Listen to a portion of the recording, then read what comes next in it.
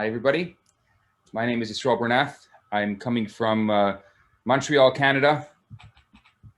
I can't say that it's not cold here. It's already getting cold. We see the semblance of winter coming our way, even though it's always a shock. No matter how many years you go through it, it's always this shock. Winter is here. Boom. Tonight is a very special night, as I thought what I would do with you this evening is perhaps share a story that you may have never heard before, yet it's deeply rooted in the story of the Torah.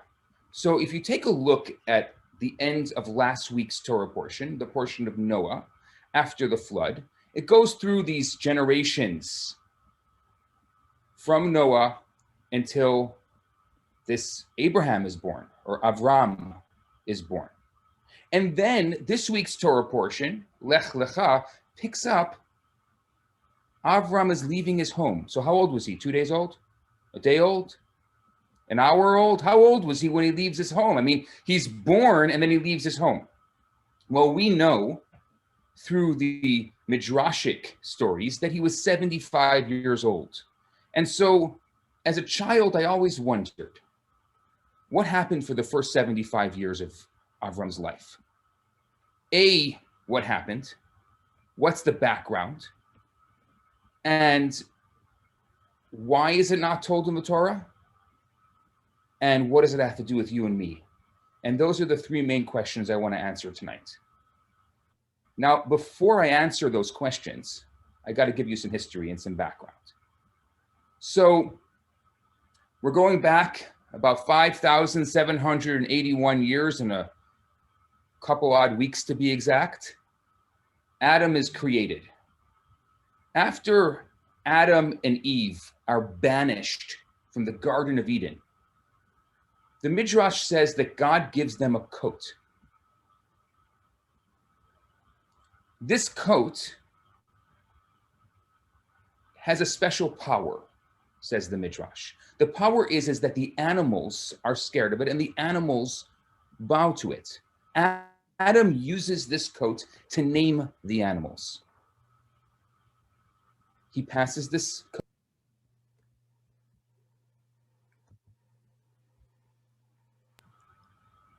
He passes this coat to his son Shem, who passes it to his son Seth, who passes it to his son, until it gets to Noah. When Noah was introducing the animals into the ark, the animals would come, and the Midrash says they bowed to him. And Noah only accepted animals into the ark that bowed to him. Actually, animals that didn't bow were left outside of the ark. Fascinating story.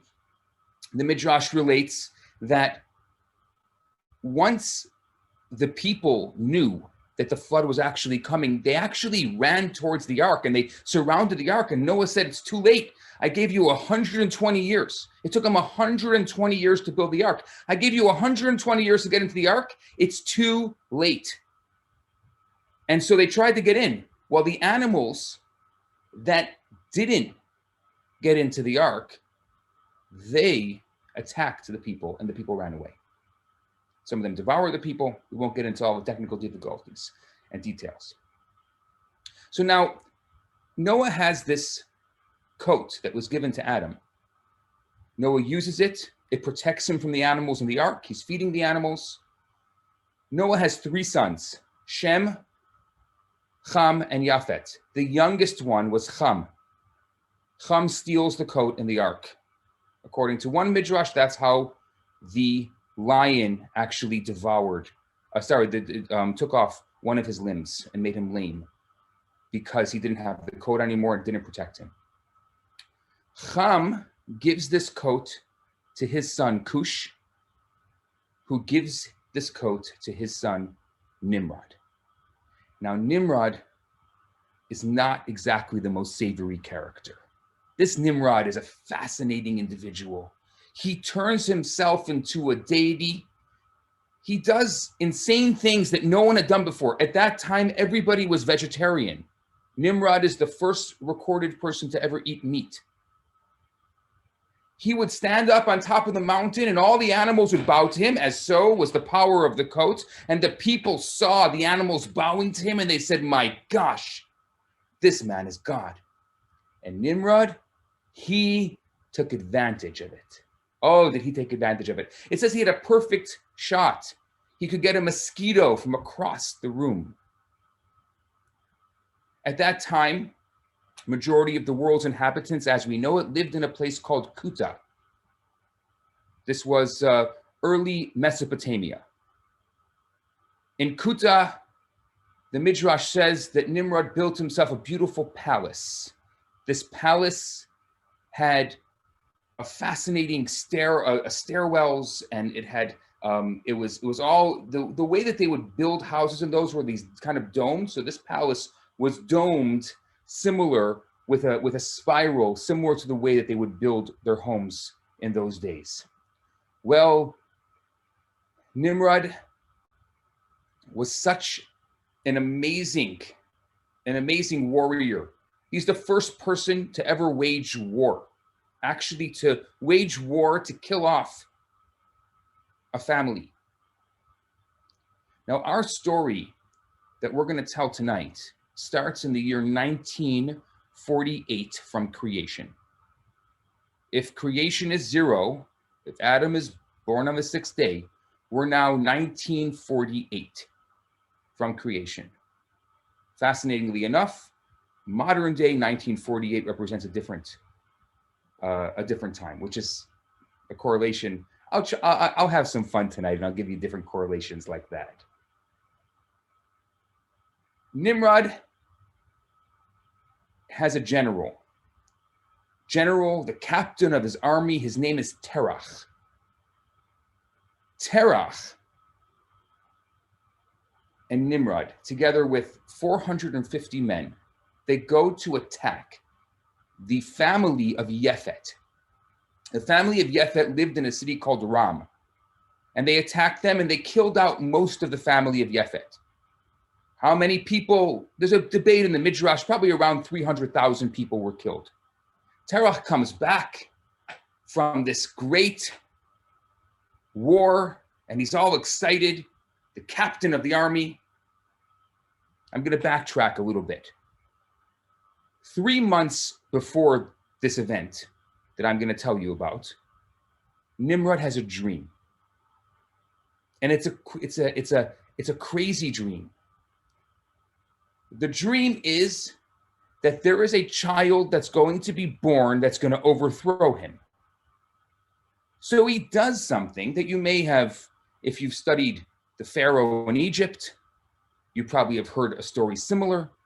He takes all of the women who are pregnant in all of Kuta, puts them into one area, and every child that's born is killed.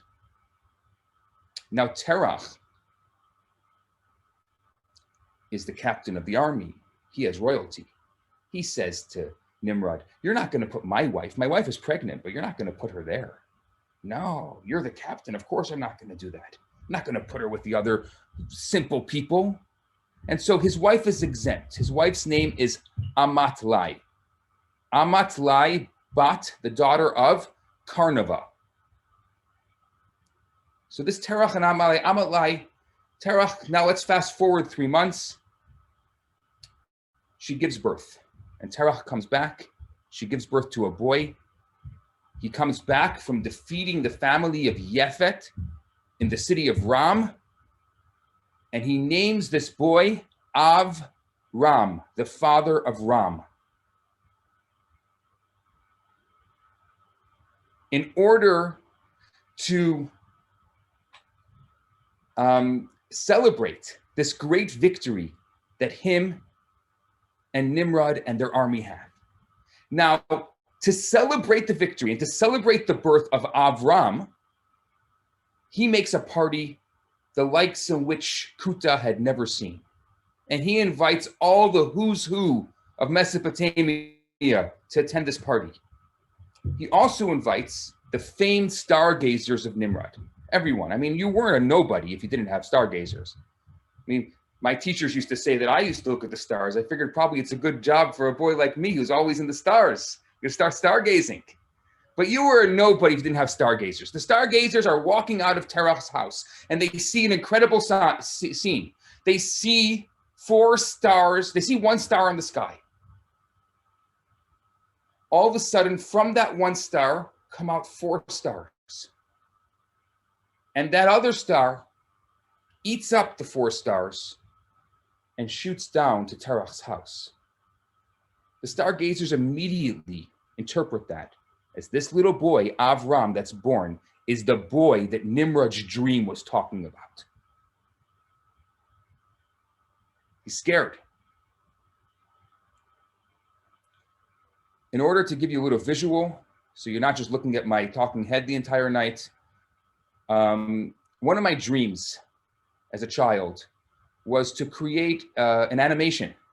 And it was just a childhood dream. I obviously grew up on the Disney films, but I never had anything that I thought was kosher. That was something that I would be able to, show my children or to be able to be proud of on a more of a biblical level. So 14 years ago, I set out to create an animated film, and it was released 10 years ago, exactly 10 years ago this week. So it's the 10th anniversary of the release of the film.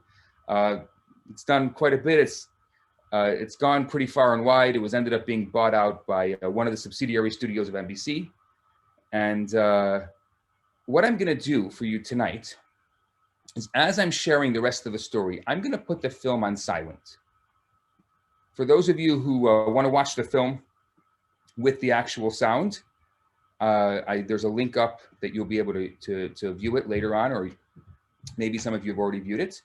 But for tonight, for my discussion with you, I'm going to just put it on silent. I called it Young Abraham, from the ancient stories of the Israelites, or a tale from the Midrash. And you'll see the film kind of starts, again, Kuta, Mesopotamia. Remember, they built those domes, but we wanted to kind of get a feel for what Nimrod's palace looked like and who he was. So we did a lot of research on the kind of look, the look and feel of this ancient Mesopotamian city. The film opens up where I'm holding in the story, with the stargazers leaving the house of Terach after this great celebration for his son. And they see this incredible scene that I just described to you in the sky. A shocking scene. And this is exactly how the Midrash puts it. Obviously, I use my artistic imagination, shining down right onto the home of Terach, showing that this young child that was born this night is going to take over the throne. Well, obviously the stargazers, look, Terach is God, Nimrod is God. If Nimrod is God, he already knows this. So if we don't tell him, think the stargazers, we're in trouble. And so the stargazers run to tell Nimrod that this child that's born to Terach is going to take over your throne.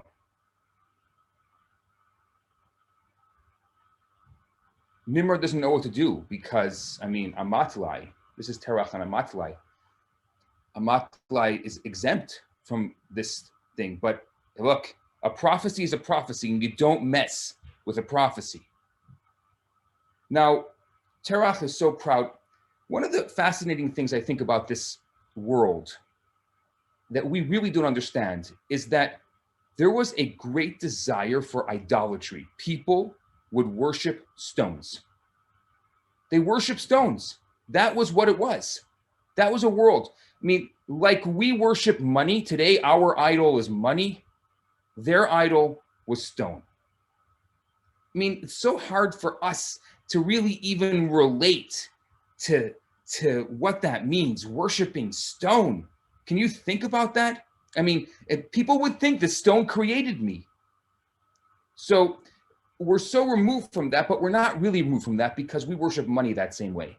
I don't know if it created me, but we worship money. We'll do anything for money. Money is life. Time is money. What we do for money today.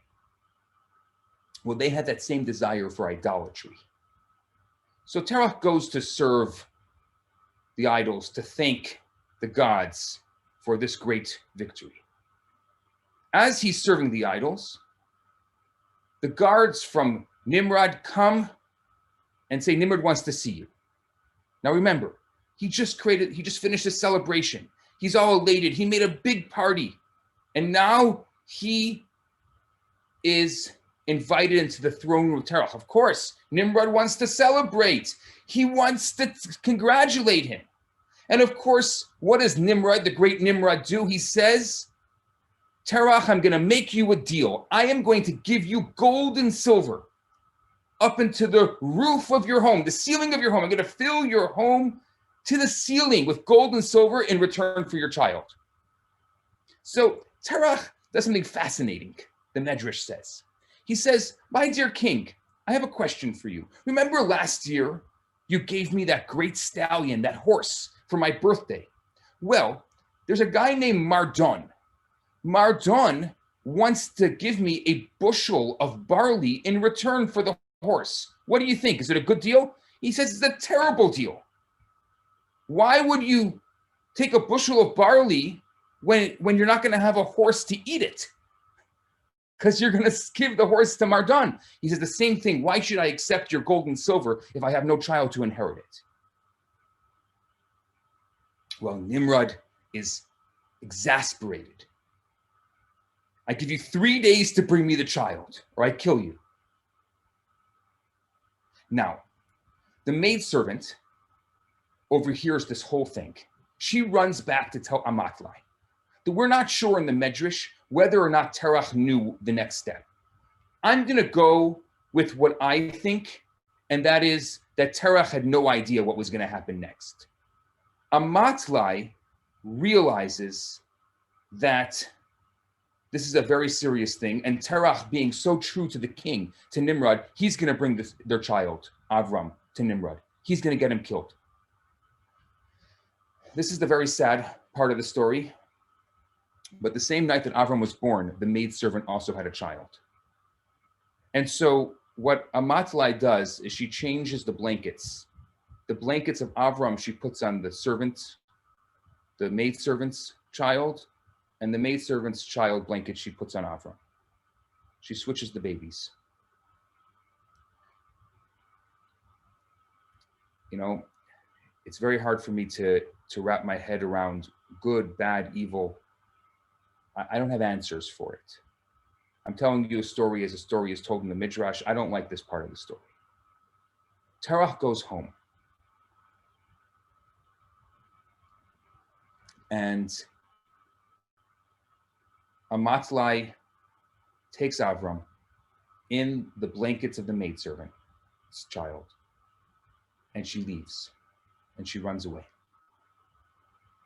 And Terach takes the child that he thinks is Avraham and brings him to the king. The king rewards Terach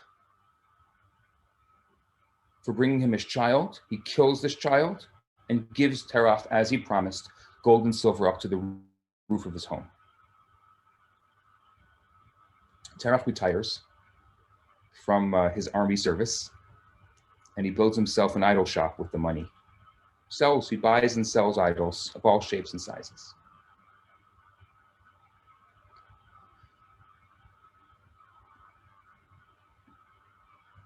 You can see here in the film, Terach is taking the maidservant's child to Nimrod. Amatlai runs up the mountains to a cave, and she hides her son Avraham in a cave.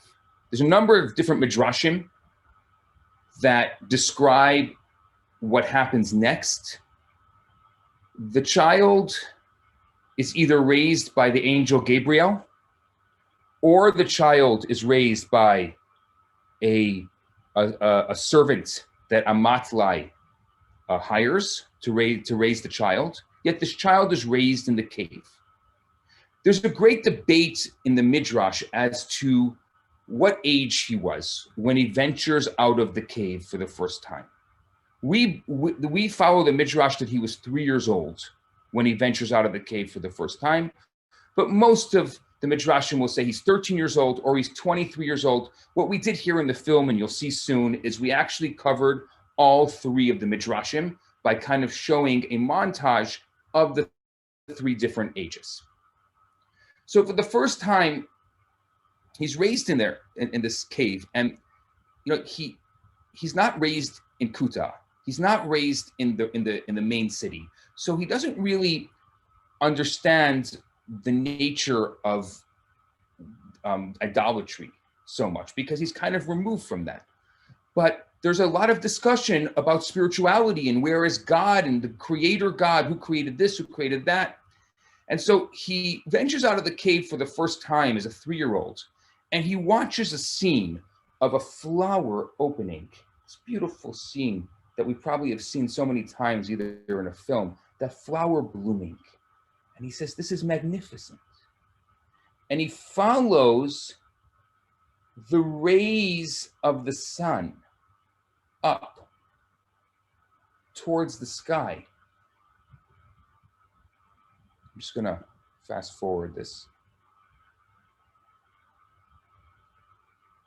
He follows the rays of the sun up towards the sky. And he says, my gosh, look at that sun. This must be the creator God. And he sits there staring at the sun until nighttime. But at nighttime, the moon takes over the sun. So he says, oh, the moon must be the creator God because it took over the sun. And he does this over and over again. And I love this natural process, how he goes from a little flower blooming all the way through. And he goes through this process through nature of understanding monotheism and creating the creator God. Now, what's fascinating about this is that Avraham is going to do something that today we don't really appreciate. Majority of the world as we know it follows the ideas of Avraham, monotheism. It's very accepted in the world. All the three major religions follow the ideas of Avraham. But here in this time, in 1948, or now we're a little further on, let's say 1961. So 5781 minus 1961, you can do your math. How many years ago this was? Almost 4,000 years ago. 4,000 years ago, here is a young man who stands alone. And he has a very powerful, very important job to do. I never understood him. My favorite biblical character is Joseph. I love Joseph. And we can talk about Joseph all day and all night because I love Joseph as a character. I think he embodies so much of our world today, who we are. And I would say he is the kind of person that we all want to be. But Avraham, I never understood him. A man on a mission. He's so focused, so strong. He'll do anything to convince someone that there's a creator God. One of my favorite lines from the film is when he goes back home and he tries to convince his family there's a creator God. And his family says, you expect us to believe in a God that you can't see, you can't hear, and you can't sell? Because they're in the idol business. So he is doing everything to try to create. I mean, later on, we could talk about, how he sets up a tent in the middle of an oasis in the middle of a desert. And people would come to that oasis. And if they didn't, they would eat and drink. And they'd say, Avraham, how much do I owe you? And he'd say, how much do you owe me? You owe me nothing. Just pray to my God. He's like, I don't want to pray to your God. I got my own gods. Oh, you got your own gods? Okay, $1 million. He blackmailed people into praying to his God. Now, I don't like that. That's not my style of living. I don't want to blackmail people into monotheism. But here is a person who stood alone, a man on a mission. And it doesn't make any sense. This is actually one of my favorite moments of the entire film, where he really understands. Remember I said 13 or 23, so he's 23. And when he realizes at 23 that there's really a God, he covers his head, saying that my head is not the highest part of my being, that there's something above me. I love that moment. This is one of my favorite moments of the film. So I just don't understand this Avraham. And the struggles, the trials and tribulations of his life embody this great struggle to teach the world monotheism. This is the first time he goes back to Kuta. Now Kuta is called Kazdim. They changed its name. And he's shocked to see the idolatry is rampant. I mean, it's everywhere. Remember, the flood wasn't that long ago. Noah is still alive. The flood wasn't that long ago. And people have once again become a different kind of corrupt. Before the flood, it was a lewdness. This is a spiritual corruption. And you know, the truth is, I don't know which one is worse. And we aren't to judge which one is worse. But there's a real corruption that's going on. People, maybe let's say that they're going on the right path in the wrong direction. Well, if it's the right path in the wrong direction, it's not the right path. Yeah, maybe it's easy to convince them and turn them around, right? So then they're going on the right path. But if they're on the wrong path, they're on the wrong path, and it's rampant. This is what people are doing. Avraham doesn't understand it. The Medrash says, and this is one of the most famous Midrashic stories, probably one that you've heard before, if you've heard any of the Midrashic stories of Avraham, where either his father got sick and had to go away, or his father realizes who he is and he faints and they take him to the hospital, or he's on a trip, but he's not there. He's not there. And Avraham gets left in the idol shop by himself. Now, the Midrash tells a number of stories of different people who came into the idol shop. He says, the Midrash says, there's a man of 60 years old walks into the idol shop and he says, I need an idol. I need a good one, a big one. And he says, I don't understand. How old are you, sir? He said, I'm 60 years old. And you want to purchase and pray to an idol that my father made yesterday? You're 60 years old. And he convinces him not to buy it. Another woman walks into the shop. Here, this woman walks into the shop and she says, my idols were stolen. My idols of protection were stolen. I want a new idol for protection. So he turns to the woman and says, if they can't protect themselves, how do you expect them to protect you? And a number of people, the Midrash tells a number of stories of people that come into the idol shop. Finally, a woman comes into the idol shop with a se'ah. It was a classical measurement of the time of flour. And she wants to serve one of the idols, the flour. And so Avraham, it says the whole time as he's there, as people come in, he would give them different demonstrations. You know, he would demonstrate. He's like, oh, what kind of idol do you want? He's like, oh, I want this idol over here. And he would smash the idol as they would look at it. And he started smashing the idols.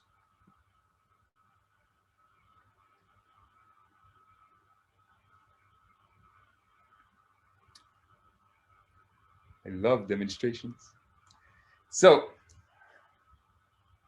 I did a lot of the voices for the film also. Anyway, I'm sorry for those of you who didn't see it before. You'll have to see it with the audio. It's really fun. It was really fun to create. It took 4.5 years to create this film.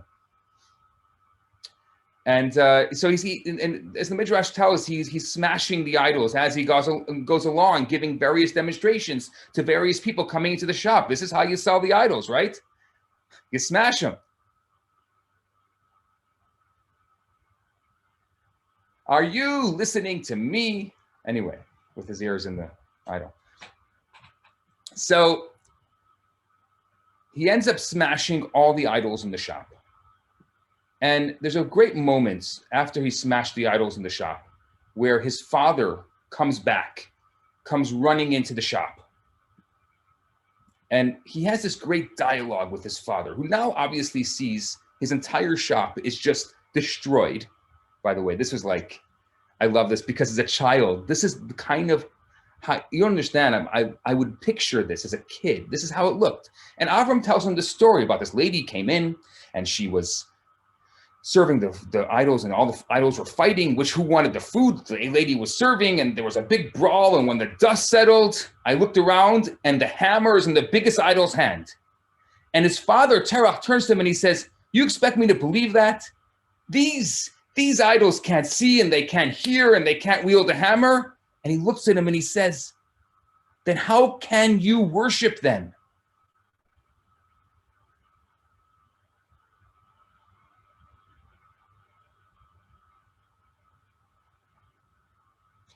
And Terach realizes the prophecy was true. There's a debate whether Terach turned him in, or the guards came and arrested him, or Avram himself turns him in. But we'll go with this very interesting medrash where Avram actually turns himself in. So he goes through the streets of Kasdim. Remember, Kuta was turned to Kasdim, and he's taking these idols, and he wraps these smashed idols with a rope, and he's going around the streets saying, "Useless idols for sale. Who wants a useless idols? They can't see, they can't hear, they can't do anything for you. They're completely useless. Who wants them?" And he takes that idol all the way into the palace of Nimrod, smashes all the idols in the palace of Nimrod. And then he has this amazing course back and forth. Nimrod finally does this thing in front of all the people at Nimrod's party. Nimrod kind of turns himself into this god. He says, "I'm the god." He says, "If you're the god, then why can't you make the time stop? If you're the god, make the sun rise in the east and set in the west. If you're a god, then you should know what I'm thinking right now." And he does this very funny thing. Nimrod realizes that this is the kid. And so if you look here, there's a debate whether it was a fog, or when they tried to get him, it was a fog, or there was a swarm of bees. We went with the fog, that he ran away through the fog. They end up he puts him in prison, and gives him no food or water, but he survives there. A miracle happens, and a stream appears, and a tree appears, and he actually, because of that, he ends up converting the prison guards to monotheism. I skipped a piece because the film here kind of skips around, but he ended up one of the things I never knew before this was he spent time in the yeshiva. So the Medrash says, I knew, that he spent 38 years of his childhood in yeshiva, with the yeshiva of Shem and Noah. He studied with Noah. Now, if you look at the timeline, it actually makes sense. If you look at when Noah was born, so there was a 78-year overlap. This is Noah in the film. And it just totally makes sense where Noah is teaching him of what he saw and why God destroyed the world.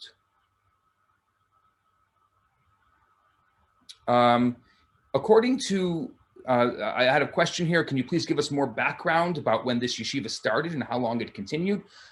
So it depends on which midrash we go by. Either he's 3 or he's 13 or he's 23. So from that time, he ends up spending 32 years in yeshiva. So at some point, so let's say in best 30, 23 plus 32 is 55. Let's say that he's 55 when he leaves yeshiva. Let's go with that.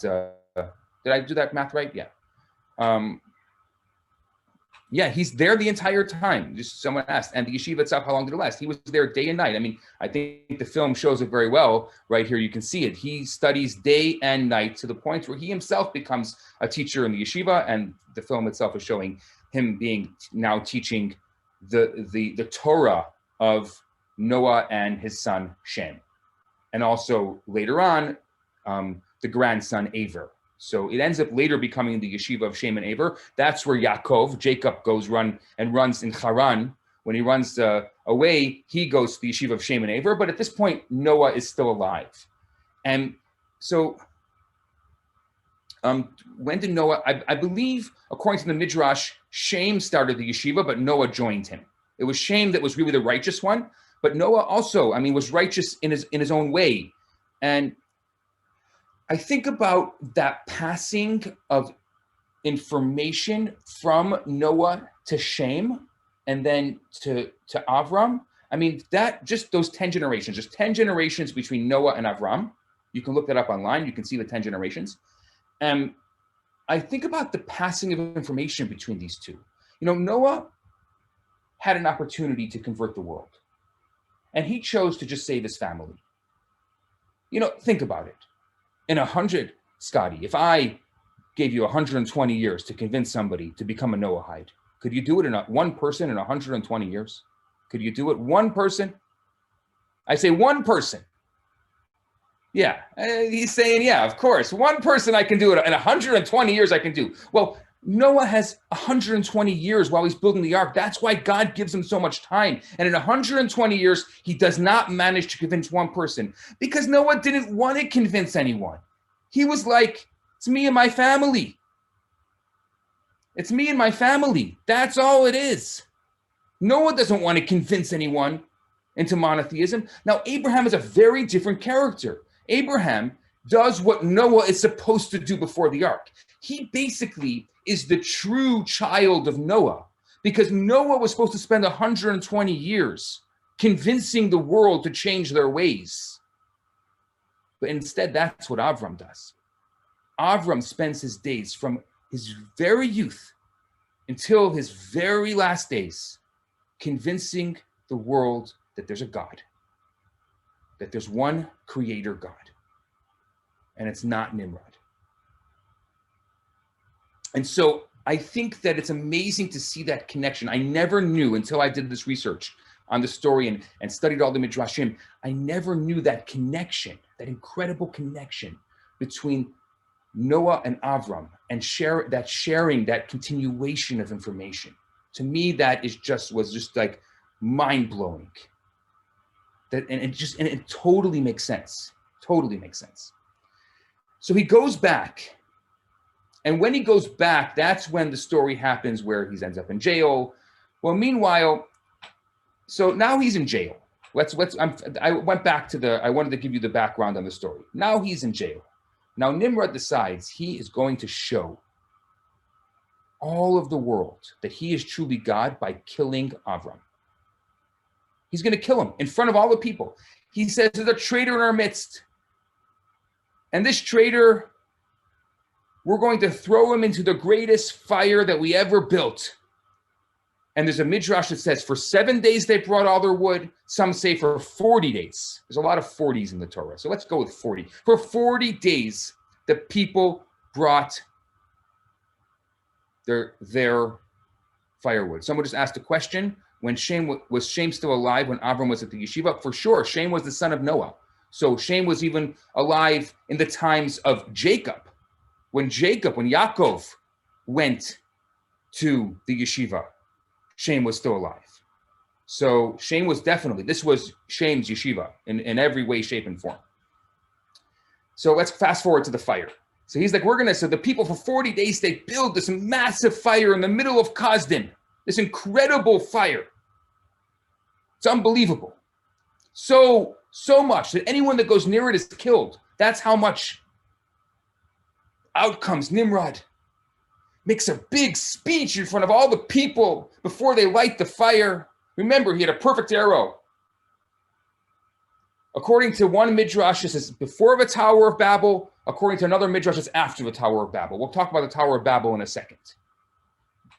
But he shoots up the arrow to the sky. During the Tower of Babel, it says, the midrash says he shot up an arrow and it came down bloody to show that he said to the people that he killed God. But this time, he'd shoot up arrows to the sky and they come down. This one, he took a lit arrow with fire and he shot it up to the sky and it came down and it lit the fire. And out come these 8 men and they're carrying Avram. It's unbelievable. Everyone's watching how they're going to take the traitor and they're going to burn him. They're going to burn the traitor. This is fantastic. Well, they march towards the fire and the 8 men collapse dead. And there's Avram laying there chained by himself. So they have to take a rope to kind of pull him out of the fire because everyone's gone. And anyone who went near the fire was killed. Now, something fascinating happens because I'm going to go to the verse from the Torah that talks about the fact that Haran died before his dad. Now, Haran, which was the brother, right? Avraham had two brothers, Nahor and Haran was a sorcerer, or so they thought he was a sorcerer. So Nimrod thought that maybe this whole thing with Avraham surviving in the fire was sorcery. Now, at this time, Haran wasn't sure if he believed in Avram's God or not. So what Haran does is he says in his mind, if Avram survives the fire, then I'm going to believe in Avram's God. If he doesn't, I'm not going to believe in it. So when he sees Avram surviving the fire, he says, this is my God too. So when Nimrod turns to him, thinking he's a sorcerer, he says, Haran, do you believe in Avram's God? He says, yes, I do. They throw him into the fire, and he rolls out dead in front of his father. And that's why it says that Haran died in front of his father, because he was killed in this fire. Avram is still in the fire. I'm just going to fast forward here. I apologize, I can't show you the whole thing, but you can watch it on your own time. Avram is still in the fire. First of all, how they get him into the fire is they catapult him in, because there's no other way to get him into the fire, because nobody can go near it. So they catapult him in. Here we showed Nimrod throwing him, but they catapulted him into the fire. And everybody goes home. 3 days later, they come back. One midrash says a cloud had covered Avram in the fire. Another one says a garden in the fire. We went with the midrash to the garden because it's just more aesthetically pleasing. Sorry. I probably think it was more like a cloud, but come on. Garden or cloud, which one would you pick? You know what I mean. Sorry. I still have, still got to do the visuals. Come on. So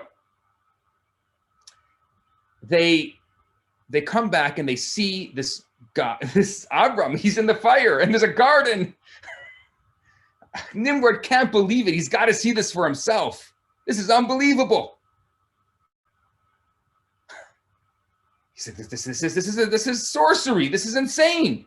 3 days later, he's still in the fire. So they send, it says he sends the soldiers in to get him. The soldiers die. He sends the next group in, they die every time. So finally, he has to convince Avram to come out of the fire. Avram comes out of the fire, and everyone bows to him.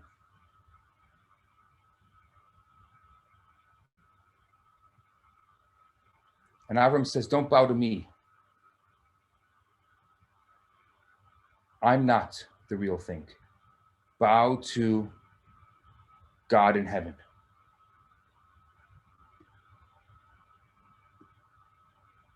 And it says that for 2 years, at that point, even Nimrod bowed to God in heaven. And the people of Kasdim, which they now changed to Ur Kasdim because of the fire, they changed to Ur Kasdim, they destroyed all their idols. They threw them all into the fire. And this went on for 2 years until the story of Avram leaving, which opens our Torah portion.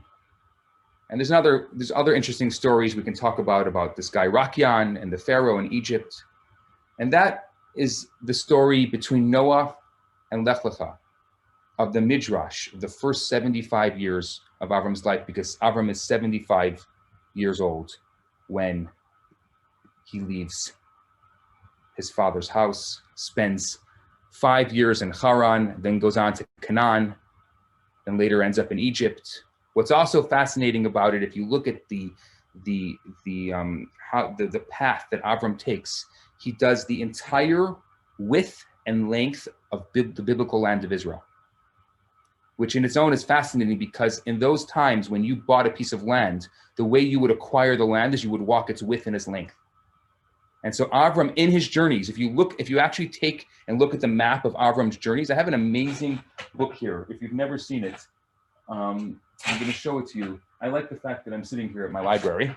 You can see at least part of my library. This is about, I have 9 bookcases here, but this is only about a quarter of my library.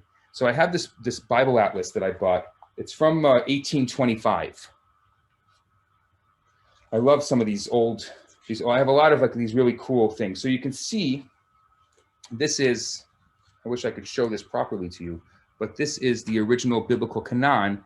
And Avram, actually, you can see the journeys of Avram and Canaan, how he walks the entire biblical land of Israel in his journeys. That, I mean, there's so many more things. We can just go on all night on the various elements and making those kind of synapses and connections for you. I'm going to end the formal part of my talk here.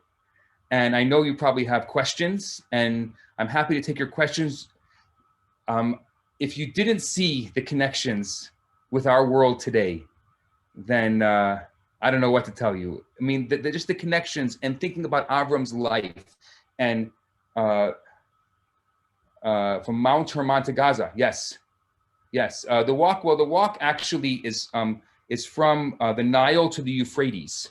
Really, that's the length of it, and the width of it is from Mount Hermon to Gaza. Okay, the next, here's our first question for the evening. Well, first question post my talk for the evening. Are there any other movies like this in the pipeline? This is so beneficial, informative, inspirational to us as Noahites.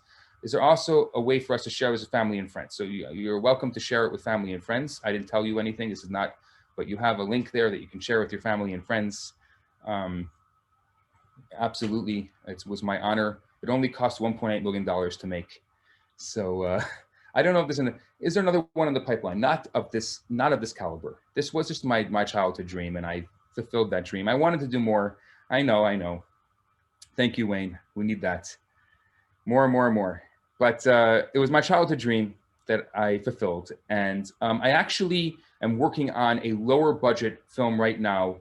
I did one on David, which unfortunately got tied up in some legal battles, so never came out. And nothing to do with me. I don't deal with all the legal stuff. And when you deal, unfortunately, in the world of film, that's what ends up happening. And I'm doing one now on the story of Shimshon. So that's going to be coming out. There's a really great Jewish Orthodox kids like Netflix called Tovedo, Toveedo. So I'm doing a number of films for them right now. They haven't, none of them have come out. I have just the audio of it for now, but it's coming out soon. We're going to be doing some. They're lower budget, but we're going to be doing some stories based on the Midrash for them. I also produced an audio Bible. So, and one of my thoughts was to actually do like an audio, and like as if it was a film, but an audio version of it, as if it was in like an animated audio Bible. So that was one of my thoughts. I may end up doing that. It's definitely lower budget than doing a full film. What else? What are your thoughts on this? How old was Shem when Avram went to Yeshiva? Well, let's take a look at the timeline. If Avram was born in 1948, let's get our very important index of Jewish history. These are very important books to have around. See, well, let's take a look at Shem. Shem, I believe Shem is born in the year 8. He's born in 1558. Is that right? How is that possible? Enosh. Yeah, Shem is born in 1558. And Avram was born in 1948. So Shem is 490. Let's say Avram goes to Yeshiva at 23. So Shem is 513 when Avram goes to Yeshiva, and he dies in his 900s. He's 917 when he dies, I believe. So I'm just doing this off the top of my head. So he's around for he's around for a lot of it. Shem is around for quite a bit of it, even through the children of Jacob. I think he dies maybe right after the first or second child of Jacob is born. So he sees a lot of it. There's a couple of interesting people who see quite a bit of all these stories. One of them is Og, the king of Bashan. You've heard of Og? Og is a giant.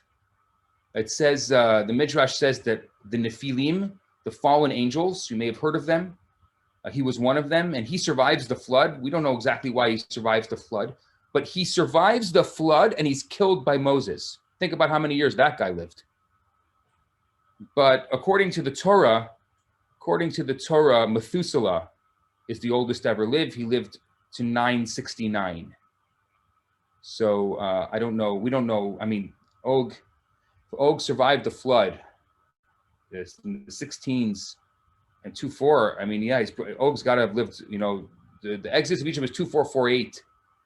So you know, that's already 800 and something years. I guess it's not 969. So Og lives like 969. Where does Nimrod's coat end up? It's a very good question. Where Nimrod's coat ends up, according to one midrash, that was a Technicolor coat that Jacob gives to Joseph. The coat keeps on coming back over and over, according to one midrash. Who killed Nimrod? Did Rebecca give Joseph the coat? No, Jacob gave Joseph. Oh, yes. Rebecca gives the coat to Jacob. That's right. Thank you. This is the coat. Rebecca gives the coat to Jacob because that's how he gets the blessing from Isaac. And then Jacob gives the coat to Joseph. And then obviously the coat ends up in the hands of the brothers and then is brought back to Jacob. I don't know what happened to it. It was full of blood because they put it, the brothers put blood all over it to show that Joseph was dead. So I don't know what happens. We don't hear about the coat after that. Who kills Nimrod? According to one opinion, Nimrod is killed by Tuval Cain. He's killed by the grandson of Cain. His name is Tuval Cain. He's an evil guy. He's interesting. Oh no, I think he's sorry. I think he's killed by Kedar Omer.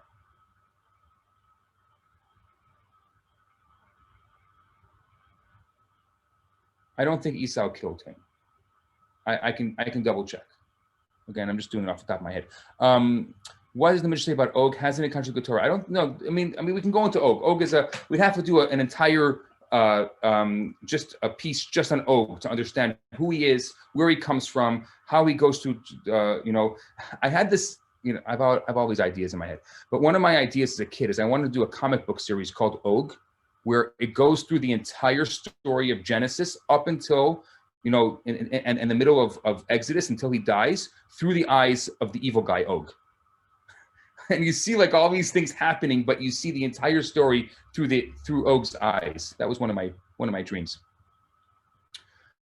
It seems sad that they returned to idolatry. Yeah, look, history repeats itself, and you can see a lot of the same themes happening over and over again. You see, and I think in today we have to look at the Bible and see the themes of it and how it relates to our lives today, because it's our story all over again. Look at the world. You know why? Do you know why God made the flood? Because of moral and ethical corruption. Do we have to talk any more than that in our world today? And God promised that he would never bring a flood again, but every time we see that rainbow, we have a reminder of that covenant that God made with Noah. People say, oh, that's so beautiful, that rainbow. Actually, that's the reminder. And if someone just sent me a direct message that says absolutely nothing has changed, and I agree with that. Maybe you're right. Everyone seems to think that Esau killed Nimrod. Maybe you're right that Esau killed Nimrod. I'm thinking that Cain was killed by Tuval Cain. I think Esau killed Nimrod. You're right. The coat was made of different animal skins. Oh, there you go. Okay, thank you. Rashi says he killed him. That makes sense. Okay, what else? By the way, if I can send you all the sources. I have a list here. I'll show you what I did here for you. I did this years ago, but I can send you this list here if it's interesting for you. And that is, I'm just gonna bring it up on the screen here. Here, this is all of the various midrashim that I spoke about tonight. You know, Avraham starts to God, Nimrod heard send soldiers after Avraham. These are all the different midrashim, all the sources. Terach invented stamping coins. Terach got sick or he went on a trip. The bigger, he tells Avram, the bigger the idol, the higher the price. He gives him some sales advice, according to the Midrash. Avram hit the hammer on the idol's heads. Do you want this one or that one? Here's another Midrash. So the story I just told you brought all these Midrashim together. But actually, if you see, here's my abbreviations. These are all the Midrashim that I used for my little talk tonight. And I can send you this little source sheet if you'd like. Just so you see that I wasn't off the top of my head. I just wanted to make it into a fun story for you, because it's much easier if you hear it as a story. But I didn't take it. I didn't make up the story. I'm just a storyteller. What else? I'll read this question here. It seems that that was Jonah's challenge also, why he didn't want to go to Nineveh. So how today is it different? We know that our efforts to be like Abraham are not in vain.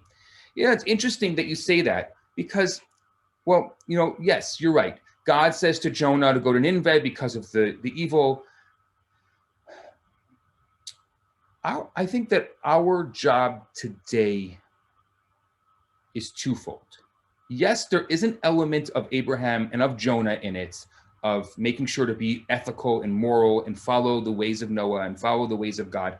Absolutely. No question about it. But our job is also to make this world, to work this world and make this world a good place, to actually be able to bring godliness into this world. Now, what I mean by bringing godliness into this world is by actually having the ability through our actions to bring light into this world. One of the great questions theologians have asked for centuries is light a creation of its own? Sorry, is darkness a creation of its own, or is it the absence of light? It's a great question. Is darkness a creation of its own? Is there really evil in the world? Is darkness a creation of its own, or is it just the absence of light? Well, we believe that it's just the absence of light.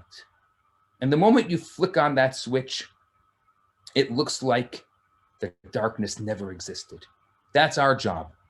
Our job is to continue flicking on that switch as if the darkness never existed. And yeah, it's hard. There's a lot of reason. I mean, mental illness, I think the hardest thing through this pandemic has been mental illness and what it's done to us. It's very difficult. The quarantine, the difficulty in our lives, we must continue to look at the light, to see the brightness in everything that happens. I can't tell you why, and it's not our job. What are we? We are, as Mark Twain once said, we're dim puffs in the blaze of the Milky Way. What do we know about God's doings and what's going on in the cosmos? We don't know anything. Come on, just because I didn't see it means it doesn't exist? We don't know anything. But what we do know and what we can control is how we react to the situations and the things in our lives.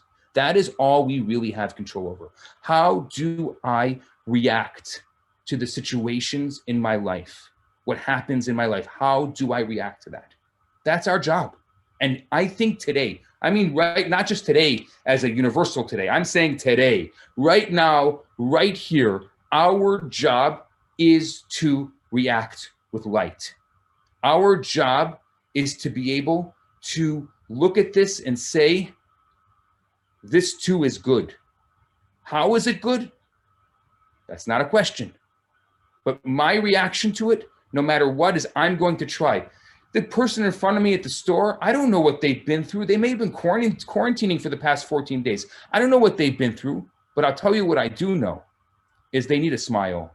They need a joke. So I'll say hello and crack a joke. You know why? Because that's what the world needs right now.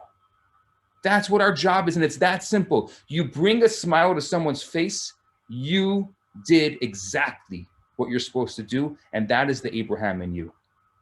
I see the rabbi's kicking me off. I can be here all night. Actually, I want you to stay on for a second because I want to bring up this point you mentioned is really, really amazing to me. This is my thought process about Abraham, and journey from Noah to Abraham. I didn't know this, but I didn't think about this. But this is you brought this to my mind. I didn't know that the 120 years that Noah built the ark really paralleled the 120 years that Abraham lived.